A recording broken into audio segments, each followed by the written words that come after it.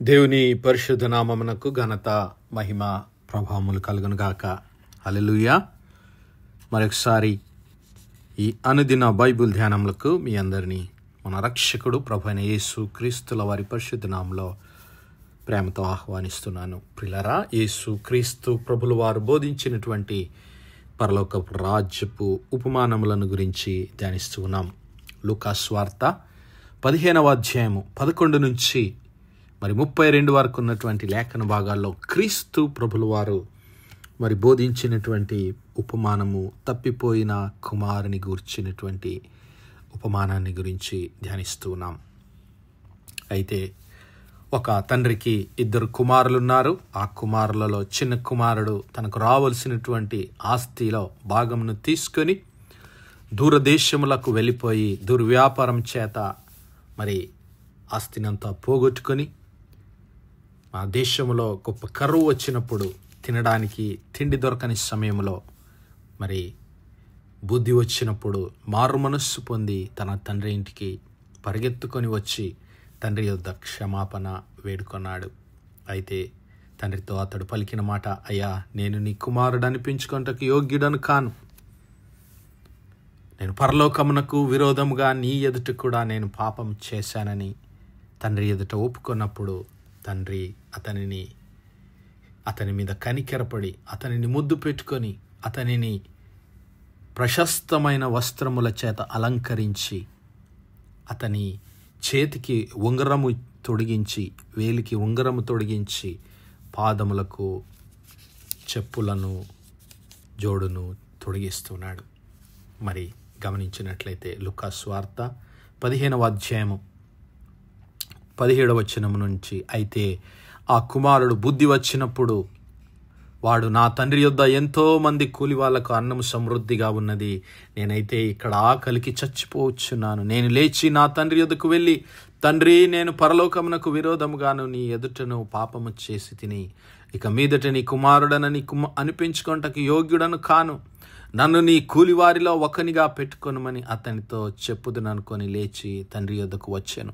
వాడింకా దూరంగా ఉన్నప్పుడు తండ్రి వానిని చూచి కనికరపడి పరిగెత్తి వాని మెడ మీద ముద్దు పెట్టుకొనేను.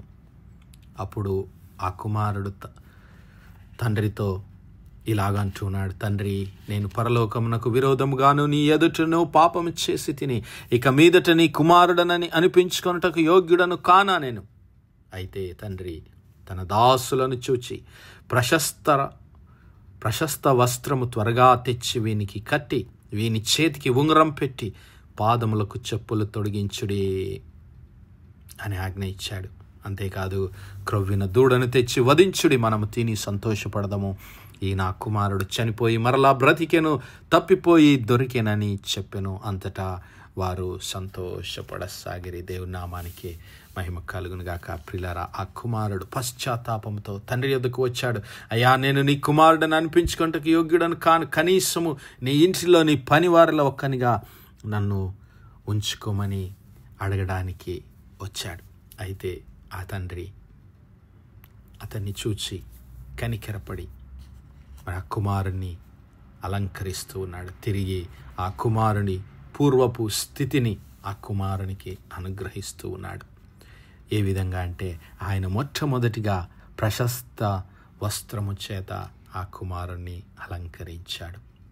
ఆ ప్రశస్త వస్త్రము ఏమిటో మనం నేర్చుకున్నాం.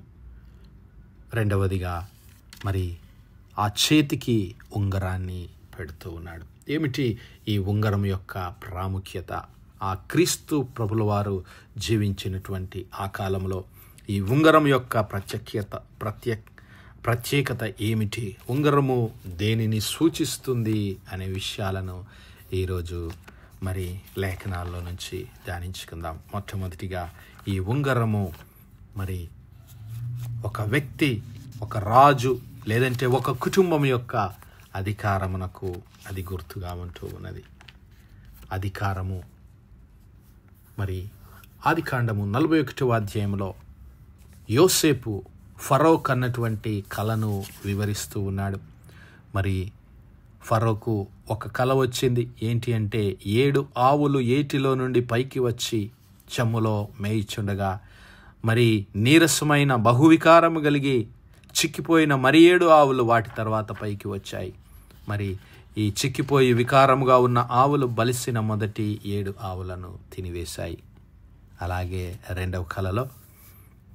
ఫరో రెండవ కలలో పుష్టిగల 7 మంచి వెన్నులు ఒక్కదంటున పుట్టాయి. మరి తూర్పు గాలి చేత చెడిపోయి ఎండిన 7 పీల వెన్నులు వాటి తర్వాత మొలిచాయి. అయితే ఈ పీల వెన్నులు మంచి వెన్నులను మృంగివేస్తూ ఉన్నాయి. ఈ 2 కళల భావం ఏమిటో ఫరోకు తెలియక మరి ఆ దేశంలో ఉన్నటువంటి జ్ఞానులందరినీ సంప్రదించినప్పుడు మరి యోసేపు ద్వారా దేవుడు ఆ కళ యొక్క భావాన్ని ఫరోకు తెలియజేశాడు. యోసేపు ఇలాగ చెప్తున్నాడు, ఫరోతో చెప్పు మాట ఇదే, దేవుడు తాను చేయబోచున్నది ఫరోకు చూపించను. ఇదిగో ఐగుప్తు దేశమందంతటా బహు సమృద్ధిగా పండు 7 సంవత్సరములు వచ్చుచున్నవి, మరియు కరువు గల 7 సంవత్సరములు వాటి తర్వాత వచ్చును. అప్పుడు ఐగుప్తు దేశమందు పంట సమృద్ధి యావత్తును మరువబడును, ఆ కరువు దేశమును పాడు చేయును.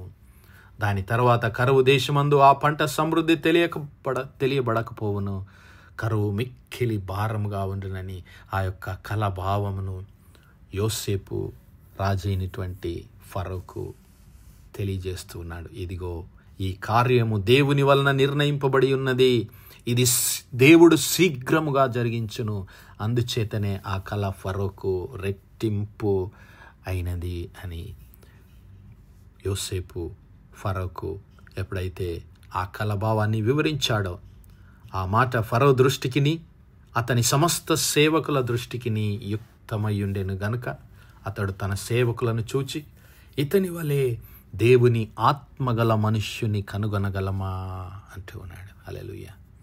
దేవుని ఆత్మను కనుగొనగలమా? యోసేపు దేవుని ఆత్మ కలిగిన వాడుగా జీవించాడు. ఆ దేవుని ఆత్మ చేత ఆ ఫరో యొక్క కలభావాన్ని వివరించినప్పుడు, మరియు ఫరో తన సేవకులను చూచి ఇతని వలె దేవుని ఆత్మగల మనుష్యుని కనుగొనగలమా అని అనెను. మరియు ఫరో, దేవుడు ఇదంతయు నీకు తెలియపరచెను గనుక నీ వలె వివేక జ్ఞానము గల వారెవరునూ లేరు, నీవు నా ఇంటి అధికారి అయి ఉండవలెను, నా ప్రజలందరూ నీకు విధేయులయ్యుందురు, సింహాసన విషయంలో మాత్రమే నేను నీకంటే పైవాడనయ్యుందునని యోసేపుతో చెప్పెను. మరియు ఫరో, చూడుము, ఐగుప్తు దేశమంతటి మీద నిన్ను నియమించి ఉన్నానని యోసేపుతో చెప్పెను. మరియు ఫరో తన చేతినున్న తన ఉంగరము తీసి యోసేపు చేతిని పెట్టి సన్నపు నారబట్టలు అతనికి తొడిగించి అతని మెడకు బంగారు గొలుసు వేసి తన 2వ రథము మీద అతనిని ఎక్కించెను. అప్పుడు వందనము చేయుడని అతని ముందర జనులు కేకలు వేసిరి. అట్లు ఐగుప్తు దేశమంతటి మీదట ఆయనను నియమించాను. దేవుని నామానికి మహిమ కలుగునుగాక. చూసారా పిల్లరా,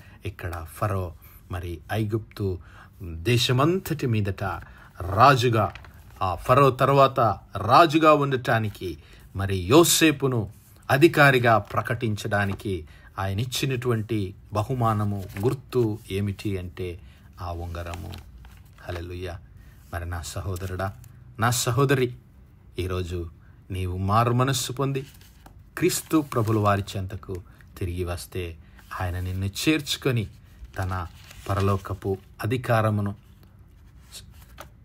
సమస్త అధికారములను, క్రీస్తు ప్రభుల వారి అందున్న సమస్త అధికారములను మనకివ్వడానికి ఆయన సిద్ధంగా ఉన్నాడు. అయితే నీవు నేను మారు మనస్సు కలిగి ఆయన చెంతకు రావలసినటువంటి వారమై ఉంటున్నాం. ఇక 2వదిగా మరి ఎస్తేరు గ్రంథంలో మనం చూసినట్లయితే, ఎస్తేరు గ్రంథము 8వ అధ్యాయము 7-8 వచనంలో, ఆ 8వ వచనాన్ని ఒకసారి చూద్దాం. అయితే రాజు పేరట వ్రాయబడి రాజు ఉంగరముతో ముద్రింపబడిన తాకీదును ఏ మానవుడును మార్చజాలడు.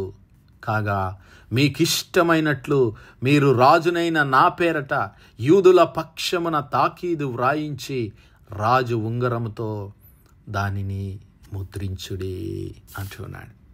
ఇక్కడ మరి యూదా ప్రజలను నశింపచేయడానికి హామాను చేసినటువంటి ఆ యొక్క పన్నాగమును రద్దు చేస్తూ దేవుడు ఆ యొక్క అర్ధహశస్త రాజు ద్వారా మరి ఒక ఆజ్ఞను ఆయన విడుదల చేస్తూ ఉన్నాడు. ఆయన రాజైన అహష్వేరోసు, రాణి అయిన ఎస్తేరునకును, యూదుడైన మొర్దెకైకిని ఇలాగు సెలవిచ్చెను, హామాను ఇంటిని ఎస్తేరునకిచ్చి ఉన్నాను. అతడు యూదులను హతము చేయుటకు ప్రయత్నించినందున అతడు ఉరికొయ్య మీద ఉరితేయబడెను. అయితే రాజు పేరట వ్రాయబడి రాజు ఉంగరముతో ముద్రింపబడిన ఆ తాకీదును ఏ మానవుడు మార్చజాలడు. కాగా మీకిష్టమైనట్లు మీరు రాజునైన నా పేరట చేయుడని రాజు తన ఉంగరాన్ని ముద్రగా వారికి ఇస్తున్నాడు. తన ఉంగరాన్ని గుర్తుగా ఇస్తూ ఉన్నాడు. హల్లెలూయా. ఆ ఉంగరము రాజు యొక్క అధికారమునకు, రాజు యొక్క శక్తికి, రాజు యొక్క ఆజ్ఞకు అది గుర్తుగా ఉంటుంది. హల్లెలూయా. రాజు యొక్క ఆజ్ఞ, ఆ రాజు యొక్క కుటుంబము, రాజు యొక్క అధికారము, రాజు యొక్క సామ్రాజ్యానికి అది గుర్తుగా ఉంటున్నది. మరి నా సహోదరుడా, నా సహోదరి, క్రీస్తు ప్రభుల వారు ఈరోజు నిన్ను నన్ను మరి తన పరిశుద్ధ రక్తము చేత శుద్ధీకరించి మనకు మరి ఆ యొక్క గుర్తింపును, నూతన ఐడెంటిటీని దయచేయడానికి ఆయన సిద్ధంగా ఉన్నాడు. నీవు నేను మారు మనస్సు పొంది ఆయన యొద్దకు తిరిగి రావాల్సిన వారమై ఉన్నాం. చివరిగా హగ్గై, ప్రవక్త అయినటువంటి హగ్గై రాసిన గ్రంథం 2వ అధ్యాయము 23వ వచనంలో దేవుడు అంటున్నాడు, నా సేవకుడవు షయల్తీయేలు కుమారుడవైన జెరుబ్బాబేలు, నేను నిన్ను ఏర్పరచుకొని ఉన్నాను గనుక ఆ దినమున నేను నిన్ను తీసుకొని ముద్ర ఉంగరముగా చేతును. ఇదే సైన్యములకు అధిపతియగు యెహోవా వాక్కు. దేవుని యొక్క మరి కృపకు, దేవుని యొక్క దయ, దేవుని యొక్క మరి సంకల్పమునకు, ఎన్నికకు గుర్తుగా ఉంటూ ఉంది. ఇక్కడ దేవుడు మరి జెరుబ్బాబేలుతో అంటూ ఉన్నాడు, ఇదిగో జెరుబ్బాబేలు, నేను నిన్ను ఏర్పరచుకొని ఉన్నాను, నేను నిన్ను ఆశీర్వదిస్తాను, నేను నిన్ను ఒక గుర్తుగా ఉంచుతాను, నేను నీకు నా దయను అనుగ్రహిస్తాను. It is a sign of favour, God's favour. దేవుని యొక్క మరి దయకు సాదృశ్యంగా ఉంటుంది. మరి ఆ తప్పిపోయినటువంటి కుమారుడు తన తండ్రి యొద్దకు తిరిగి వచ్చినప్పుడు తండ్రి తన కుమారుని పూర్వపు స్థితిని తిరిగి అప్పగిస్తూ ఉన్నాడు. ఆ పూర్వపు తన కుటుంబంలోనికి తిరిగి సంతోషంగా దేవుడు చేర్చుకుంటూ ఉన్నాడు. చేర్చుకునడమే కాదు, ఆ కుటుంబంలో ఒకడిగా ఆ కుమారుని గుర్తిస్తూ ఉన్నాడు. ఆ కుటుంబంలో ఒకడిగా ఆయనను గుర్తించడమే కాదు, తండ్రి ప్రేమను, తండ్రి యొక్క దయను, తండ్రి యొక్క ఆశీర్వాదాన్ని అతనికి అనుగ్రహిస్తున్నాడు. తండ్రి ద్వారా అతడు ఆశీర్వదింపబడిన వాడిగా ఉంటున్నాడు. మరి ఈరోజు నీవు నేను మారు మనస్సు పొంది దేవుని వైపు తిరిగినట్లయితే క్రీస్తు ప్రభుల వారి పరిశుద్ధ రక్తం చేత ఆయన మనలను శుద్ధీకరించి తన కుమారులుగా తిరిగి చేర్చుకునడానికి ఆయన సిద్ధంగా ఉన్నాడు. అట్టి కృప, అట్టి ధన్యత దేవుడు మనందరి జీవితాల్లో దయచేయునుగాక. ఆమేన్, ఆమేన్, ఆమేన్. ప్రార్థించుకుందాం. హల్లెలూయా, హల్లెలూయా, హల్లెలూయా, హల్లెలూయా. స్తోత్రము, స్తోత్రము, స్తోత్రము, స్తోత్రములు తండ్రి. అత్యంత కృపాభరితుడవు, అత్యున్నత సింహాసనంపై ఆసీనుడవైన మా ప్రియ పరమ తండ్రి, ఇచ్చము కలిగిన మా దేవ, సైన్యములకు అధిపతి వగు మా యెహోవా తండ్రి, కృపా కనికరములు గల మా రాజా, సూర్యోదయం మొదలుకునేంత మట్టుకు తండ్రి మీ చల్లని రెక్కల నీడను భద్రపరిచి అయ్యా మరొకసారి మీ ప్రియ కుమారుడైన యేసయ్య పరిశుద్ధ నామంలో తండ్రి మీ కృపా సన్నిధానంలో ప్రార్థించడానికి సజీవ లెక్కలించిన దేవా మీకే స్తుతులు, స్తోత్రాలయ్యా. దినమెల్లా మీ యొక్క పరిశుద్ధాత్మ సహాయము, ఆదరణ, కాపుదల మాకు అనుగ్రహించిన దేవా మీకే వందనాలు, స్తుతులు, స్తోత్రాలు. అవును మా ప్రభువా, ఇదిగో ఇంకా మేము ఎవరైనా మీ సన్నిధికి విరోధముగా, మీకు విరోధముగా పాపము చేసి అయా మీ సన్నిధిని పోగొట్టుకుని మీ నుంచి దూరముగా వెళ్ళిపోయి ఆ తప్పిపోయినటువంటి కుమారుని స్థితిలో మేముంటే అయ్యా ఇప్పుడే మీరు బిడ్డలతో మాట్లాడండి. మరి ఆ తప్పిపోయిన కుమారుడు తన తండ్రి యొద్దకు తిరిగి చేరుకున్న మాదిరి ప్రభువా, మేము మీ సన్నిధిని చేరుకొని మీ యొక్క క్షమాపణను పొందుకొని మీరు అనుగ్రహించేటటువంటి ఆ రక్షణ వస్త్రములు, మీరు అనుగ్రహించేటటువంటి ఆ ముద్ర ఉంగరముగా మేము చేయబడటానికి మీ కృప, మీ కాపుదల మాలో ప్రతి ఒక్కరికి దయచేయమని మహిమ, ఘనత, ప్రభావాలు మీకే చెల్లిస్తూ మా ప్రభువును, మీ ప్రియ కుమారుడు, మా రక్షకుడైన యేసు క్రీస్తుల వారి పరిశుద్ధ నామమున ప్రార్థించి వేడుకుంటున్నాం మా పరలోకపు తండ్రి. Amen, amen, amen. God bless you all. Praise the Lord. Shalom.